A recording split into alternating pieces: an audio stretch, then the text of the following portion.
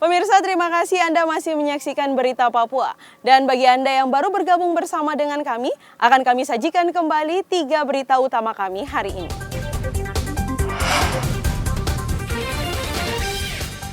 Kelompok kriminal bersenjata serang penambang emas di Pegunungan Bintang. Seorang penambang tewas.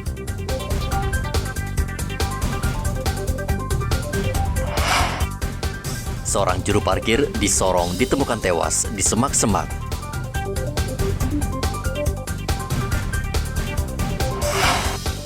Kedelai mahal, tempe di Merauke langka.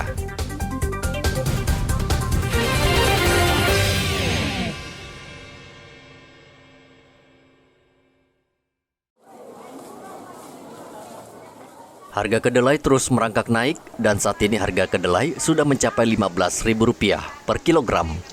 Tingginya harga kedelai ini menyebabkan banyak pedagang tempe di Pasar Wamanggu Merauke berhenti berjualan. Sementara pedagang yang masih menjual terpaksa memperkecil ukuran tempe agar masih bisa meraih untung. Normal lagi. Ya?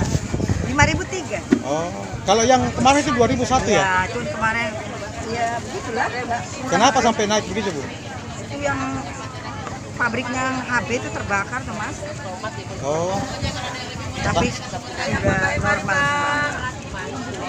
sekarang sudah normal kembali ya? Sejauh ini pedagang belum berani menaikkan harga tempe karena khawatir tidak laku. Namun bila harga kedelai terus naik, harga tempe dipastikan akan ikut naik. Selama ini Indonesia masih mengimpor kedelai sehingga pemerintah sulit mengendalikan harga. Muhammad Ridwan melaporkan dari Merauke, Papua.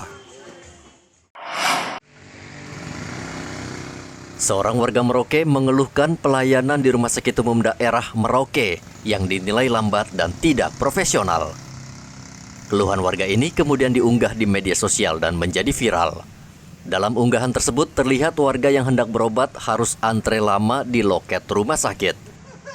Kepala Bagian Umum dan Pelayanan RSUD Merauke Lodivikus membantah tuduhan tersebut. Menurut Lodivikus, waktu buka pelayanan loket dan klinik di RSUD sudah tepat waktu yakni pukul 8 waktu setempat. Lodivikus mengatakan petugas rumah sakit sudah berada di loket dan mengatur semua kelengkapan pelayanan. Menurut Lodivikus, warga memang ada yang datang lebih awal ke RSUD sehingga harus lama menunggu dan terkesan terjadi antrian panjang dan terabaikan. Jadi selama ini kami di loket pendaftaran itu 24 jam, pelayanan 24 jam. Jadi kalaupun bilang terlambat saya pikir tidak gitu. Karena memang malam ya itu juga kadang bantu ke pagi. Jadi kalau misalnya ada loss mungkin tidak ya selama ini. Mungkin kasus kemarin saja itu. Saya tidak tahu itu kenapa sampai bisa terjadi. Tapi kalau bilang terlambat buka poli loket tidak. Karena memang dari malam kita shift 24 jam gitu. Sehingga mungkin terkadang tuh masyarakat yang tidak sabar, apalagi yang dari jauh, terus ada persoalan dan sebagainya, terus mereka punya pengalaman yang kemarin dan sebagainya, sehingga terjadi miss di situ. Kalau untuk pelayanan 24 jam kita. Tetap ya? Iya, 24 jam. Oke. Dan kita buka loket memang untuk pasien pagi jam 8. Jam 8 ya? Iya. Tapi kalau memang untuk petugas di rekam medik ada Ada ya? 24 jam kita. Lodivikus memastikan jika ada warga yang harus dilayani darurat, rumah sakit akan segera melayani di unit gawat darurat yang beroperasi selama 24 jam. Muhammad Ridwan melaporkan dari Merauke, Papua.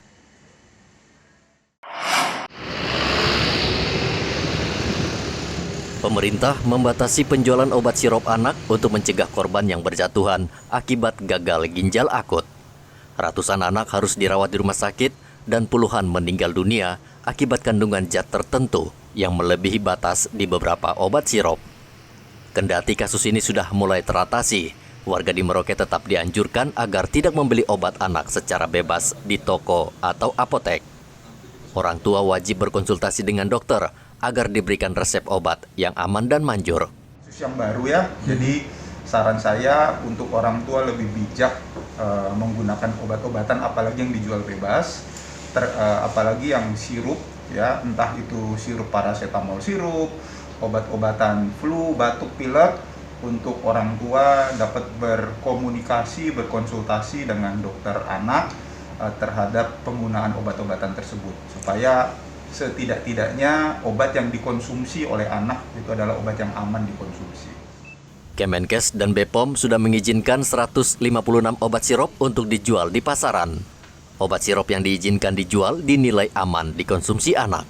Kendati demikian, pemerintah daerah tetap diminta terus memonitor dan memberikan edukasi kepada masyarakat agar lebih berhati-hati membeli atau memilih obat yang tepat untuk anak. Muhammad Ridwan melaporkan dari Merauke, Papua.